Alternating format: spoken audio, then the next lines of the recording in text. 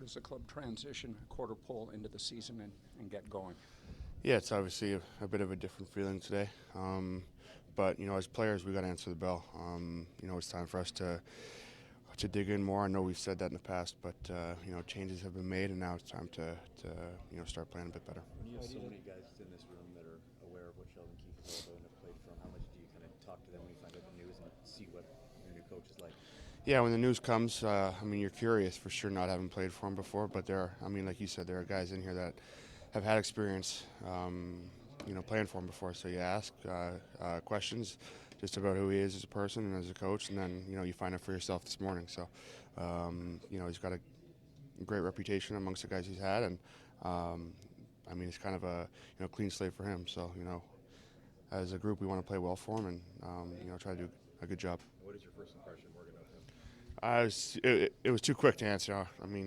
He came in, he talked about a couple things, and but it was good. His up tempo, and we went out there for practice. He asked for a little bit more, attention to detail, just because it's a new day, new skate, new routine, and I thought we did a good job, and just worrying about playing tonight.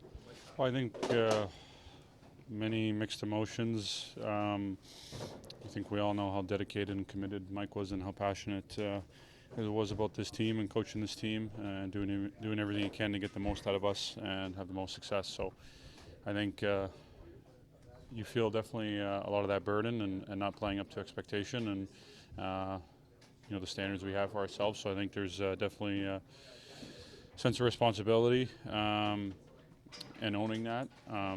But now is kind of time.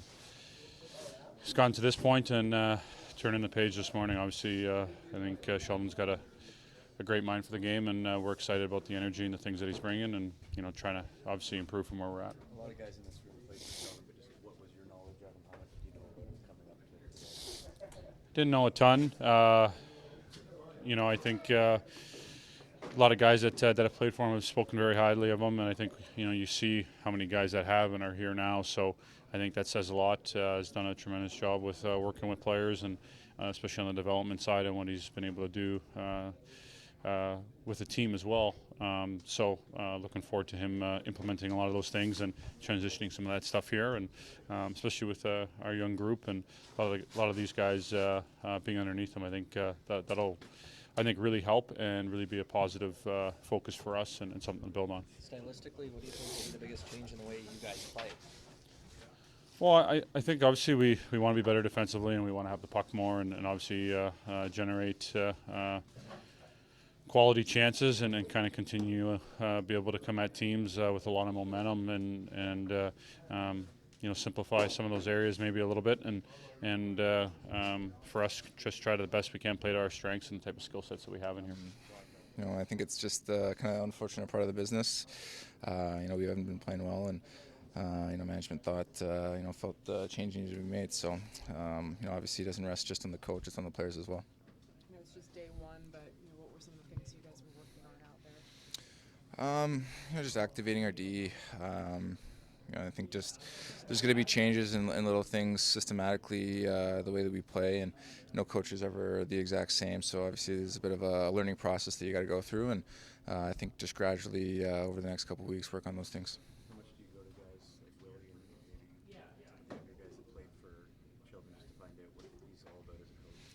Yeah, I think we have like 13 guys that have played for him, so I think it's good that they have experience with him, and they're know him, and so for us guys that don't know him as well or never played for him can have an idea of what to expect. And I've chatted with him over the course of 3 years I've been here, and whether it was in training camp or he lives in Arizona in the summer, so just running into him there, and so it'll be a change. I think and we obviously want to put our best foot forward here and get out of this rut that we've been in. Do you think it'll be an adjustment period at all, or do you expect to see some positive developments right away? I think a little bit of both. Like I said before, no coach is exactly the same. We're not going to, systematically wise, we're not going to play the exact same.